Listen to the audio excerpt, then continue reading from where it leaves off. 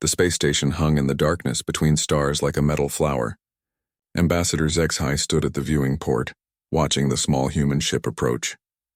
His forearms moved nervously as he checked his translator device for the 100th time. 3 months of careful talks had led to this moment. First contact with a new species was always dangerous, but the humans seemed harmless enough. The human ship looked crude compared to Viridian technology. No energy shields protected its hull. No plasma cannons lined its sides. Just simple metal plates and what looked like primitive missile launchers. HFY had read the reports. Humans still used gunpowder and chemical explosives. They were at least 200 years behind the rest of the galaxy in military.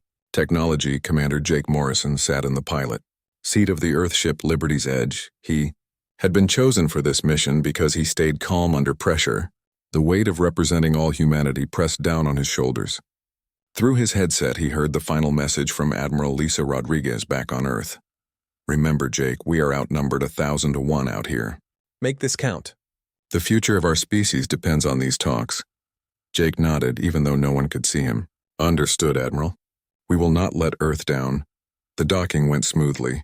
Human and Viridian engineers had worked together to design compatible airlocks. Jake stepped through first, followed by Captain Ben Harris and Dr. Kate Sullivan. Kate was Earth's best expert on alien life forms, though she had never actually met any aliens before today. Ambassador HFY greeted them in the central meeting room. The chamber was large and circular, with seats designed for many different body types. Soft lighting came from panels in the walls. The air smelled of something like flowers, but not quite. "Welcome to Peace Station," HFY said through his translator. His voice came out flat and emotionless from the machine, but his body language seemed friendly. "I am honored to meet representatives of humanity." Captain Harris stepped forward. "Thank you, Ambassador.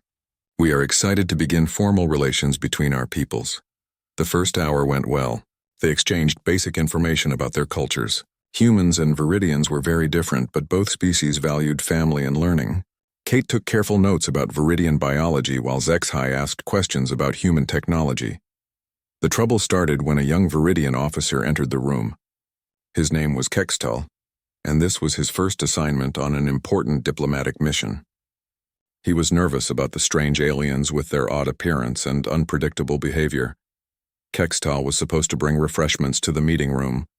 Instead, he accidentally bumped into a control panel near the door. Warning lights began flashing red.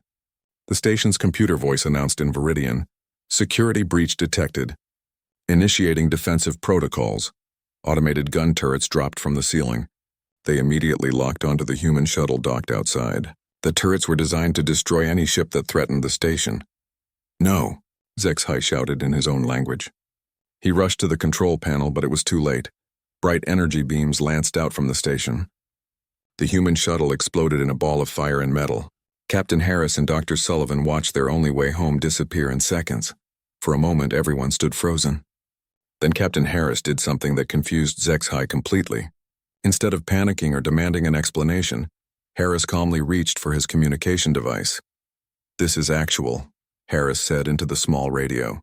His voice was steady and professional. "Broken Arrow. I repeat, Broken Arrow." HFY had studied human languages, but he did not understand these words. Broken Arrow sounded harmless, maybe even poetic. The ambassador quickly began apologizing. "This was an accident," HFY said. "My officer made a terrible mistake. We will provide you with a new ship immediately. Please accept our deepest regrets." Harris looked at him with calm eyes. "Ambassador, you just declared war on the human race." "What?" "No, this was just an accident. You destroyed a diplomatic vessel carrying official representatives of Earth. Under our laws, that is an act of war." Kate Sullivan stood beside Harris. She knew they were probably going to die, but she tried to help the situation. "Maybe we can work this out peacefully. Surely both our governments can find a solution." Harris shook his head. "Doctor, they fired first. The decision is out of our hands now." HFY felt panic rising in his chest. This could not be happening. One stupid mistake by a nervous officer was going to start an interstellar war. The Viridian Collective had ships throughout this part of the galaxy. They could easily destroy the human homeworld. "Captain Harris, please listen to reason," HFY begged. "We have thousands of ships. Your people cannot possibly win a war against us." Harris smiled, but it was not a friendly expression.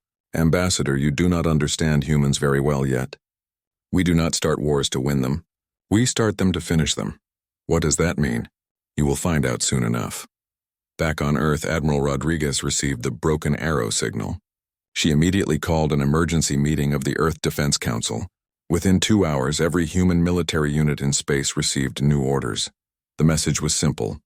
Diplomatic mission destroyed by alien attack. Captain Harris and Dr. Sullivan killed in action. Rules of engagement suspended. Authorization total war. Admiral Rodriguez looked out at the stars from her office window. Humanity had spent decades preparing for this day. They knew that when they finally met aliens, there was a good chance things would go badly.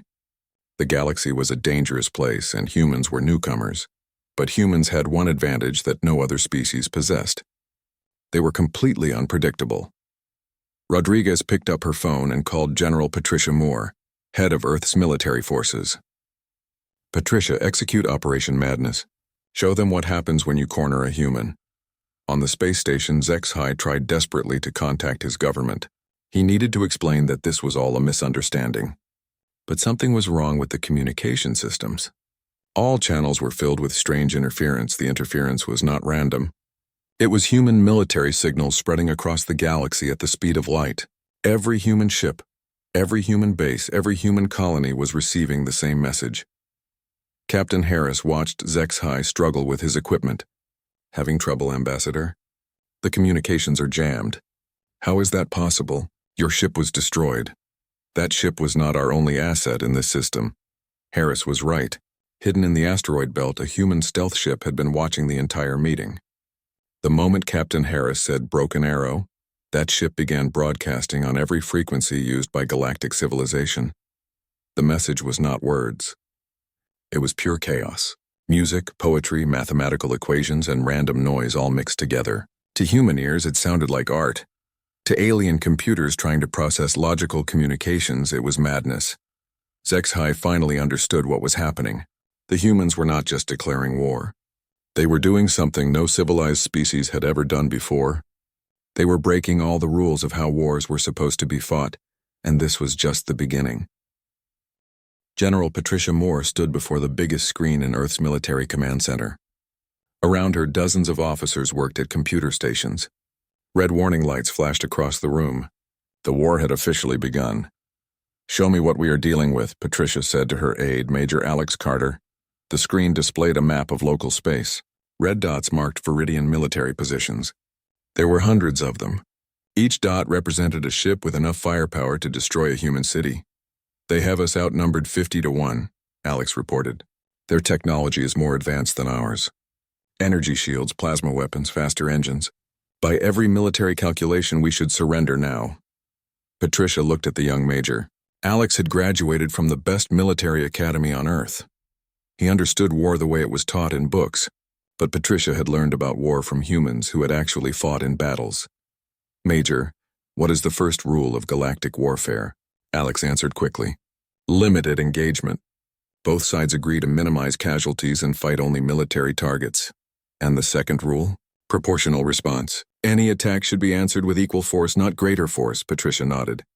"And the third rule? Honor duels. When possible, disputes should be settled by single combat between champions rather than large battles." "Good. Now forget everything you just said." Alex looked confused. "Ma'am? We are not going to follow galactic rules of war. We are going to follow human rules of war." "What are human rules of war?" Patricia smiled. It was not a pleasant smile. "There are no rules." Across the galaxy, Fleet Admiral HFY was receiving reports that made no sense. The humans had launched their first attack, but it was nothing like what any military expert had expected. Lieutenant Commander Ryan Foster stood at attention in front of HFY's desk. Ryan had been watching human communications since the war began. His job was to predict enemy movements and strategy. "Sir, the humans are not behaving according to any known military doctrine," Ryan reported. "Explain." 3 hours ago, they attacked our supply convoy in the Centauri system, but they did not target the military ships protecting the convoy. Instead, they destroyed only the supply ships carrying food and medical equipment. HFY frowned. "That makes no sense. Food and medicine are not military targets." "It gets stranger, sir. After destroying our supplies, the human ships immediately offered to share their own food and medicine with our stranded crews. They offered to help the same soldiers they had just attacked? Yes, sir. And our crews accepted the help. Zexhai felt a headache forming behind his eyes. What happened next? The humans left peacefully. No further combat occurred. This was impossible. In 500 years of galactic warfare, no species had ever acted this way. You either attacked your enemies or you helped them. You did not do both at the same time. More reports came in over the next few hours. Each one was more confusing than the last. Commander Sarah Martinez had led a human attack on a Viridian communications base. But instead of destroying the base, her forces had somehow hacked into it. Now every Viridian in the sector was receiving human television broadcasts. The shows were completely random. Cooking programs, sports games, nature documentaries, and comedy shows. Viridian soldiers were supposed to be preparing for battle, but instead they were watching humans explain how to bake bread or train pet dogs. Why are they showing us this? Asked one confused Viridian officer. Maybe it is some kind of psychological weapon, suggested another. But the strangest part was that many Viridian soldiers found the programs interesting. They had never seen anything like human entertainment before. Some began requesting specific shows. Meanwhile, Captain Tony Williams was leading a completely different kind of mission. His orders were to rescue Viridian civilians who had been caught in the fighting. A Viridian colony ship had been damaged in a battle between human and alien forces. 3,000 civilians were trapped inside with failing life support systems. Tony's ships moved in to help even though enemy warships were nearby. This is Captain Williams to all Viridian vessels. He broadcast on an open channel. We are here to evacuate civilians only. Any ship that interferes with this rescue will be considered an enemy combatant. The Viridian military ships did not know how to respond. The humans were risking their own lives to save enemy civilians. This was against every rule of logical warfare, but the rescue was successful. All 3,000 Viridian civilians were transferred to human ships and taken to safety. Tony's forces lost 2 ships in the process, but they saved every alien life. Admiral Zexhai watched the rescue mission from his command ship. He could not understand what he was seeing. "Sir," said his communications officer, "the humans are returning the rescued civilians to our territory. They are asking for nothing in return. No prisoner exchange? No political demands? Nothing, sir. They say they are just glad everyone is safe." Zexhai was beginning to realize that humans thought about war in a completely different way than any other species, but he still had no idea how different. The next human operation broke his mind completely. General Moore had planned something she called Operation Confusion. She sent orders to every human commander in space. The orders were simple: do whatever the enemy least expects. Captain Dana Foster received her mission briefing while her ship was hidden behind a moon. Her target was a heavily defended Viridian military base. Intelligence reports showed it was protected by energy shields and automated defenses. Any normal military force would either attack the base directly or try to sneak past its defenses. Dana did neither. Instead, she sent a message to the base commander. "This is Captain Foster of the Earth Defense Force. I challenge your strongest warrior to single combat. If your champion wins, we will leave this system peacefully. If our champion wins, you will surrender the base." The Viridian commander was completely confused. Honor duels were part of galactic tradition, but they were usually arranged through diplomatic channels after months of negotiation. No one had ever challenged an enemy to single combat in the middle of an active battle, but the rules of galactic warfare required that all honor challenges be accepted. Dana's champion was Sergeant Mike Collins, a former boxing trainer who had joined the military when the war started. Mike was not the strongest human or the best fighter, but he understood something about combat that aliens did not. The Viridian champion was twice Mike's size and covered in natural armor. In a fair fight, the alien would win easily. Mike did not fight fair. He spent the first few minutes of the duel running away and making jokes. The Viridian champion became angry and started making mistakes. Mike used every dirty trick he had ever learned in 20 years of street fighting. When the dust settled, the Viridian champion was unconscious and Mike was barely standing. "How?" asked the defeated base commander. Mike grinned through his bruised face. "You fought like a warrior. I fought like a human. The base surrendered as agreed. But before leaving, Dana's forces did something no one expected. They repaired all the damage their attack had caused and left supplies to help the Viridian crews. Admiral Zexhai read the report 3 times before he believed it. They won an entire military base in single combat, then gave free repairs to the enemy? Yes, sir. And they left behind medical supplies and entertainment programs. Zexhai realized that trying to predict human behavior was impossible. They seemed to help and attack their enemies at the same time. They followed some rules perfectly while completely ignoring others. But the worst part was still coming. Humans were about to introduce the galaxy to their most dangerous weapon. It was not a gun or a bomb or a spaceship. It was friendship. Dr. Kira Maxwell had not slept in 3 days. She sat in her laboratory aboard the Earth Command ship Defiance, surrounded by alien psychology textbooks and research papers. Coffee cups covered every surface of her desk. The fate of humanity might depend on understanding how alien minds worked. "Doctor, you need to rest," said Colonel Steve Barnes as he entered the lab. Steve was responsible for military strategy, but he knew that psychology was becoming more important than weapons in this war. "I cannot rest yet," Kira replied, without looking up from her computer screen.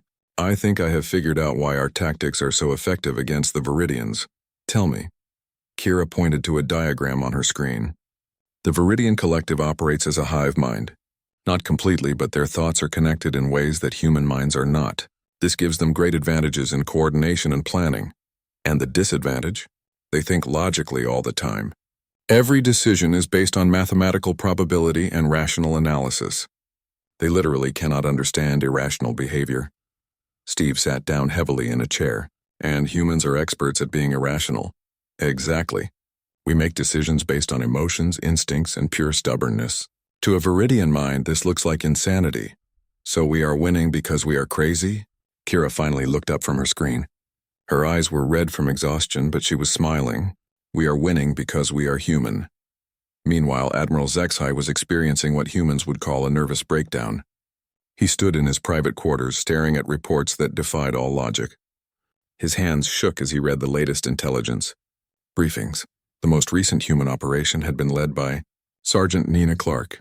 Intelligence. Reports showed that human forces were planning to attack a DI Viridian mining facility.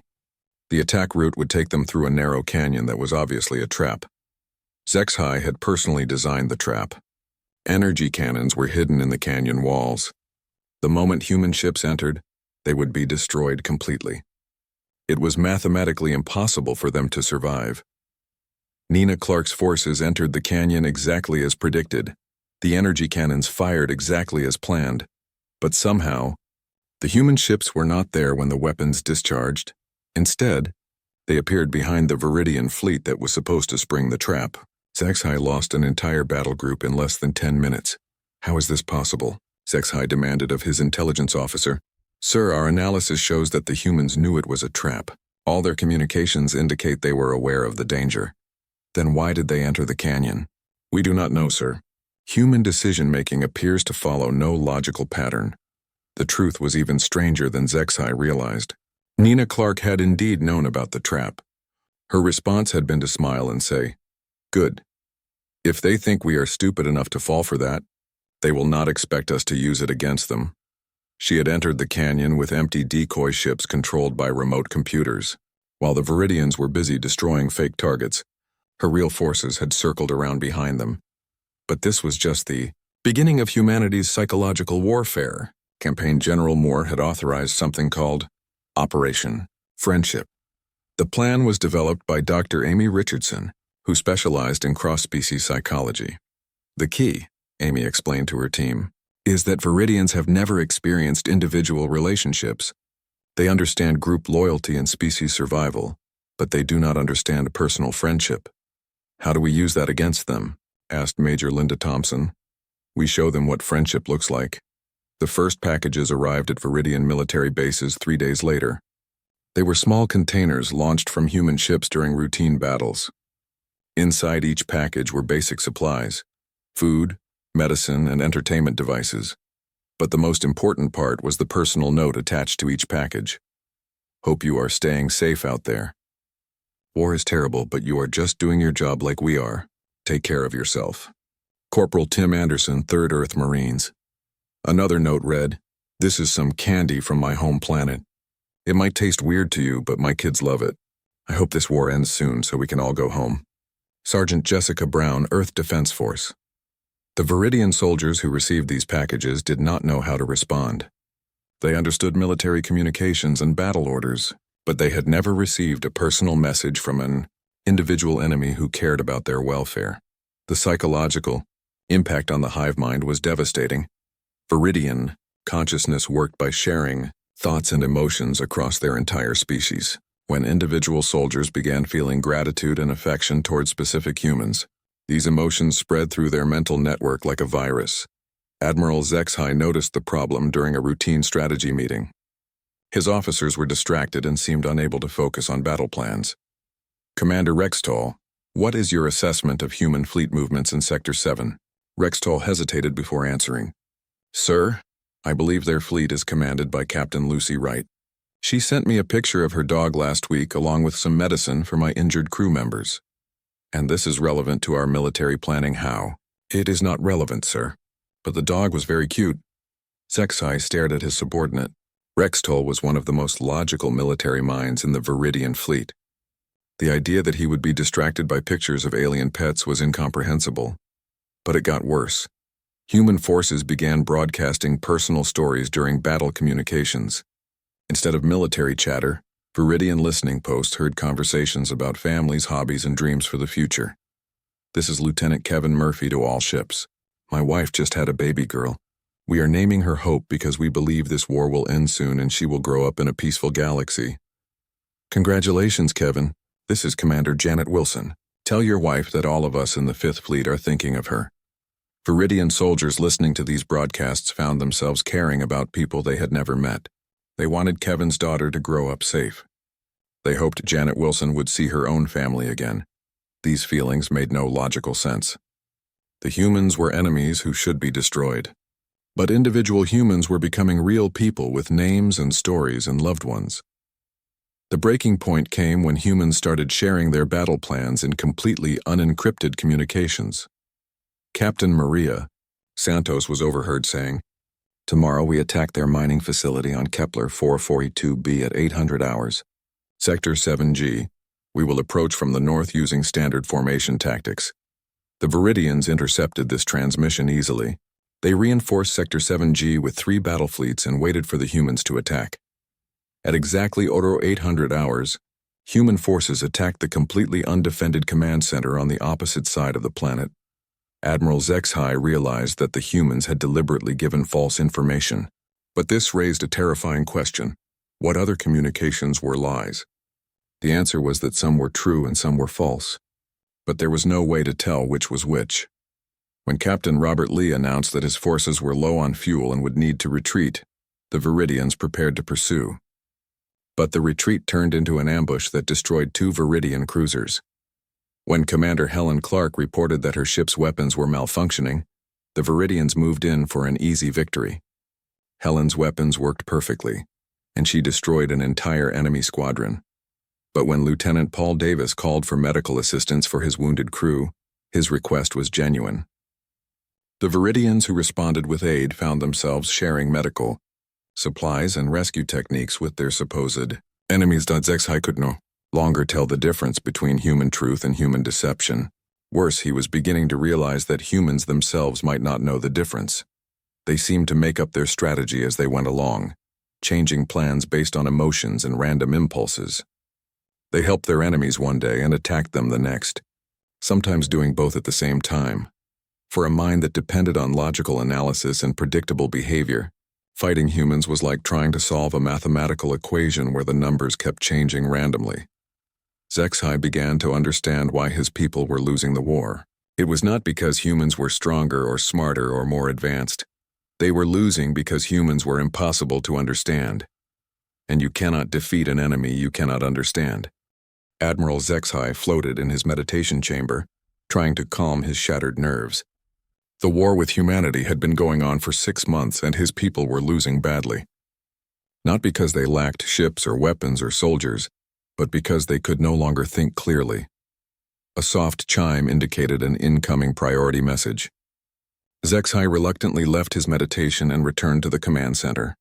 On the main screen, representatives from 12 different alien species were waiting for an emergency meeting of the Galactic War Council. "Fellow beings," Zexai began, "thank you for responding so quickly to my request for assistance." General Clix of the Thermal Empire spoke first. His species had been fighting wars for thousands of years and had never lost a major conflict. "Admiral, we have reviewed your reports about human military tactics. Our battle computers cannot find any logical patterns in their behavior." "That is exactly the problem," Zexai replied. "They appear to make decisions based on emotion rather than strategy." "Impossible," declared Commander Thex of the Crystal Collective. "No species can wage successful warfare using purely emotional responses. There must be some underlying logic that we have not discovered yet." Zexai activated a holographic display showing the latest battle footage. "Watch this engagement from the Tau Ceti system. Tell me if you can find any logic in human actions." The hologram showed a massive space battle. Commander Dan Sullivan was leading a human fleet against overwhelming Viridian forces. The humans were actually winning, using superior tactics and clever positioning to overcome their numerical disadvantage. Then, suddenly the entire human fleet disengaged from the battle. "Why did they retreat?" asked General Clix. "Their victory was almost certain." "Watch," Zexai said grimly. The hologram showed a small escape pod floating in space. Inside was a single human civilian, Mary Johnson, whose only importance was that she owned a restaurant on Earth and made excellent pizza. Commander Sullivan's entire fleet abandoned their winning position to rescue this one individual. They fought through enemy lines, lost 2 ships, and extracted the escape pod while Viridian forces regrouped. They sacrificed strategic advantage to save one person of no military importance, Zexai explained. But somehow, this retreat led them directly to our hidden supply depot, which they destroyed completely. The alien representatives stared in silence. This made no sense according to any known military doctrine. "Perhaps the rescue was a cover for their real mission," suggested Commander Thex. "We thought so too, but we monitored their communications during the entire operation. They genuinely abandoned the battle just to save that woman. The discovery of our supply depot was pure chance." General Clix's thermal sensors flickered with confusion. "So they succeeded by accident while doing something stupid?" "That appears to be correct, but Admiral Zex's High had not yet shown them humanity's most devastating weapon. Dr. Amy Richardson's Friendship Protocol was about to break the galactic understanding of warfare completely.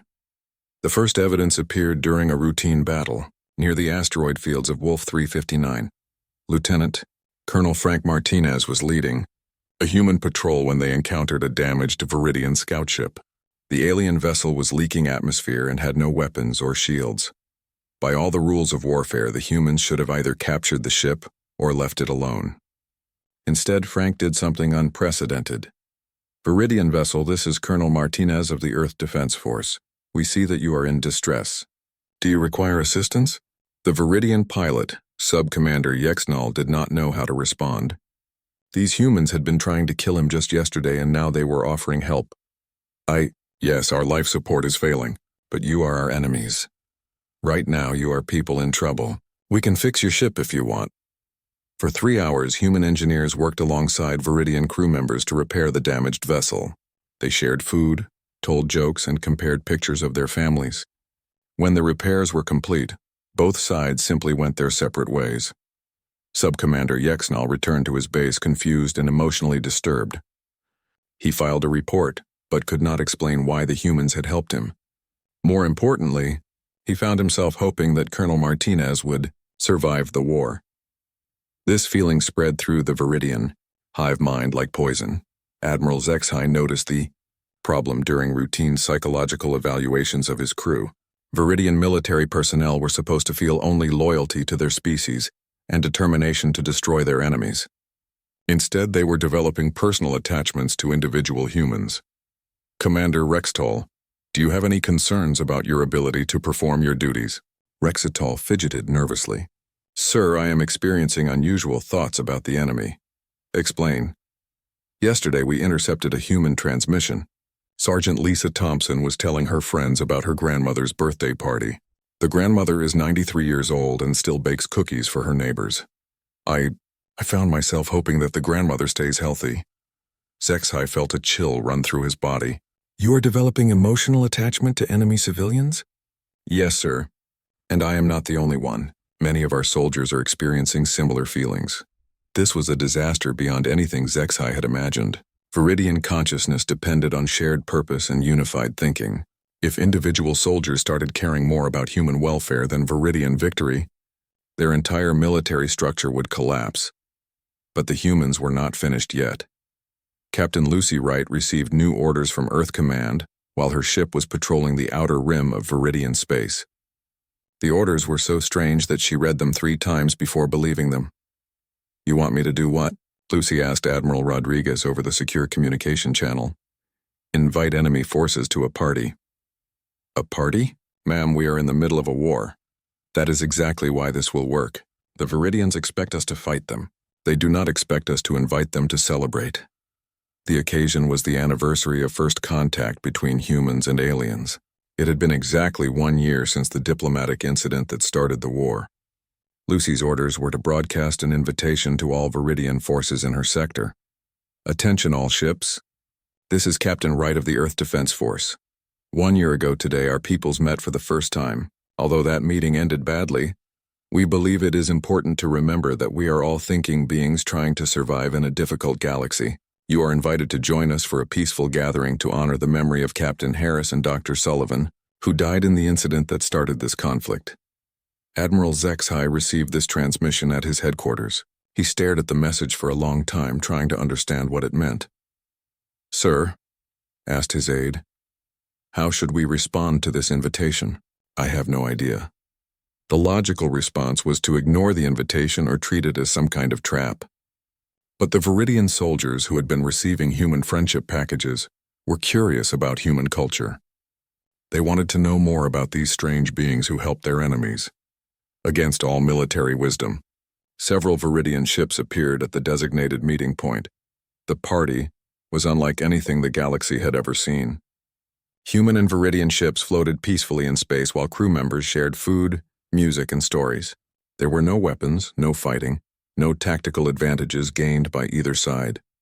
Captain Wright gave a speech honoring the dead from both sides. She spoke about Captain Harris and Dr. Sullivan, but also about Viridian soldiers who had died in the fighting. She said that all of them had been people with families and dreams, not just military statistics. Sub-Commander Yexnal, who had been rescued by Colonel Martinez, stood up to speak. I want to thank the humans for helping me when my ship was damaged. You could have left me to die, but you chose to save my life. I do not understand why you did this, but I am grateful. The party lasted for 6 hours. When it ended, both human and Viridian forces returned to their positions and resumed fighting the next day. But something fundamental had changed. Viridian soldiers now had faces and names to attach to their enemies. They had shared meals and conversations with people they were supposed to kill. The psychological impact was devastating. Admiral Zexai realized that humanity had discovered the most powerful weapon in the galaxy, the ability to make enemies care about each other. And there was no defense against it. The war was about to end, in the most human way possible, through an act of such complete insanity that it would reshape galactic civilization forever. Captain Lucy Wright sat alone in her cabin aboard the Earthship Freedom's Call, staring at the most insane military order she had ever received. The message from Admiral Rodriguez was short but clear. Fly into the heart of Viridian space and surrender yourself personally to Admiral Zexai. Lucy read the order again, hoping she had misunderstood something. She had not. Computer, open a secure channel to Earth Command. Admiral Rodriguez appeared on the small screen. She looked tired but determined. The war had been going on for 8 months and humanity was winning. But the cost was becoming too high. Admiral, I need to confirm these orders, Lucy said. You want me to surrender, alone? While we are winning the war? That is correct, Captain. But why? Our forces have the Viridians completely confused. Their military is falling apart because they cannot predict our tactics. We could have complete victory within a few months. Rodriguez leaned forward. And that is exactly the problem, Lucy. Our psychologists have been studying the effects of our warfare methods on Viridian society. We are not just defeating their military, we are destroying their entire culture. Lucy felt a chill run down her spine. What do you mean? The Viridian Collective depends on shared consciousness and logical thinking. Our unpredictable behavior is causing psychological trauma throughout their species. If we continue fighting this way, we will permanently damage millions of innocent civilians. So we are surrendering to protect our enemies. We are surrendering because winning this war the way we have been fighting it would make us monsters.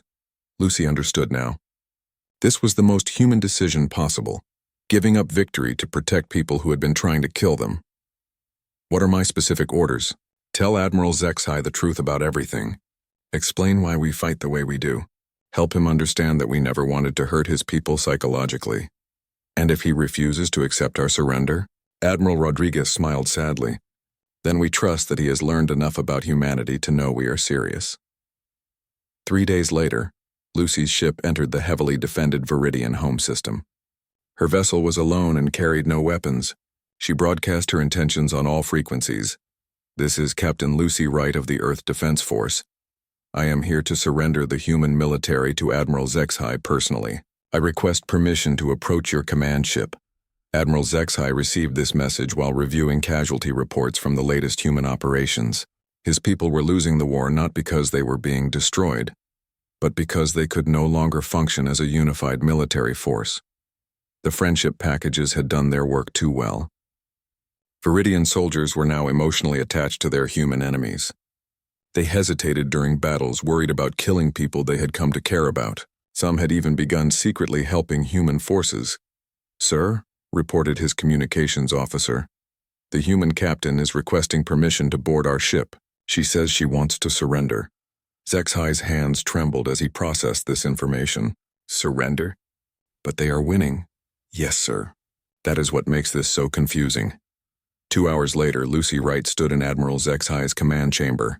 She wore a simple uniform with no weapons or protective equipment. Her hands were clearly visible, and she showed no signs of fear. "Admiral," Lucy began, "my species has decided to surrender to you personally." Zexai stared at her with all 4 eyes. "I do not understand. Your forces are winning this war. Our military structure is collapsing because we cannot counter your tactics. That is exactly why we are surrendering. That makes no sense." Lucy sat down without being invited. This casual behavior would have been insulting from any other species. But Zexai had learned that humans did not follow normal social rules.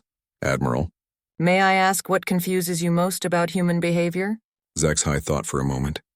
"You sacrifice strategic advantages to save individuals. You help your enemies. You make decisions that seem to harm your own interests.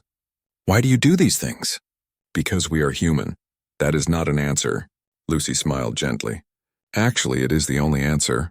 We do not fight wars to win them, Admiral. We fight wars to end them in a way we can live with afterward. But winning is the point of warfare, not for humans. The point of warfare is to protect what we care about. And we care about more than just our own species." Zexai felt his world tilting. "You care about us? Your enemies? We care about all thinking beings. When we realized that our fighting methods were causing psychological damage to your people, we had to stop. Continuing the war would have made us the monsters we were fighting against. But you could have complete victory." Lucy nodded. "Yes, and that victory would have destroyed everything we were trying to protect. What good is winning a war if you lose your soul in the process?" For the first time in his life, Admiral Zexai experienced what humans called a moment of clarity. Everything about human behavior suddenly made sense. "You are not following military logic," he said slowly. "You are following moral logic. Now you are beginning to understand us. But how can you function as a society if you always put morality before practical advantage?" Lucy laughed. "Who says we are functional? We are a mess, Admiral. We argue about everything. We make terrible decisions and we never agree on anything. But we keep trying to do the right thing, even when it hurts us. This is either the height of foolishness or the deepest wisdom in the galaxy. Probably both." Admiral Zexai walked to his viewing window and stared out at the stars. His entire understanding of the universe had just been turned upside down. "What happens now?" he asked. "That depends on you. We are offering unconditional surrender. You can demand anything you want from humanity. And what do you want in return?" "Nothing. We just want to stop hurting your people." Zexai turned back to Lucy. What if I demand that humans become slaves to the Viridian Collective? Then we will become slaves. What if I demand that you abandon your homeworld? Then we will find a new home. What if I demand that you give up your unpredictable behavior and think logically like other species? Lucy was quiet for a long moment. That is the one thing we cannot do, Admiral. We can give up our freedom, our homes, even our lives, but we cannot give up being human. Even if it means death, especially if it means death. Admiral HFY realized that he was facing the most dangerous species in the galaxy, not because they were strong or smart or well-armed, but because they would rather die than compromise their fundamental nature. I need time to consider your offer, he said finally. Of course, I will wait as long as necessary. You are not concerned that I might simply have you executed? Lucy shrugged. If that is what you decide, then that is what happens. But I do not think you will. Why not? Because you have been receiving our friendship packages too. You know that we are people, not just enemies. HFY felt a strange sensation that he later realized was embarrassment. She was right. Over the past months, he had received dozens of personal messages from human soldiers. Pictures of their families, stories about their homes, gifts of food and art. He knew their names and faces. Captain Rick Johnson, who missed his daughter's birthday because of the war. Sergeant Maria Garcia, who sent poems about her grandmother. Lieutenant Bill Thompson, who shared pictures of his pet cat. They were not faceless enemies anymore. They were individuals with hopes and dreams and people who loved them. The formal surrender ceremony took place 1 month later. Representatives from dozens of alien species attended to witness the impossible. A victorious military force surrendering to their defeated enemies. But the treaty's final clause shocked the galaxy even more than the surrender itself. In recognition of the unique nature of human society, Admiral HFY read aloud, "The Viridian Collective offers the species known as humanity full membership in a new galactic alliance. We propose to explore the stars together as equal partners." Lucy Wright signed the documents with shaking hands. "Why?" she asked. "Because," HFY replied, "you taught us something we had never learned in 500 years of warfare. You showed us that the strongest weapon in the galaxy is not technology or tactics or superior numbers. What is it? The willingness to remain decent beings even when it would be easier to become monsters." 5 years later, the Human Viridian Alliance had become the most powerful force in the galaxy. Not through military conquest, but through their completely unpredictable approach to diplomacy. Other species never knew if humans would respond to aggression with overwhelming force, unconditional surrender, or an invitation to dinner. This uncertainty kept the peace better than any weapon. Dr. Kira Maxwell, now the Alliance's chief psychologist, wrote in her final report, "Humanity's greatest strength was never our adaptability or our stubbornness or our creativity. It was our absolute refusal to become something we were not, even when it would have been easier. The galaxy learned to fear not human weapons or human intelligence, but human compassion applied with human determination. And somewhere in Viridian space, Admiral HFY still woke up occasionally wondering what the humans were planning next. But now, instead of terror, he felt curiosity. After all, if humans could end a war by surrendering while winning, what would they do for peace? He was looking forward to finding out.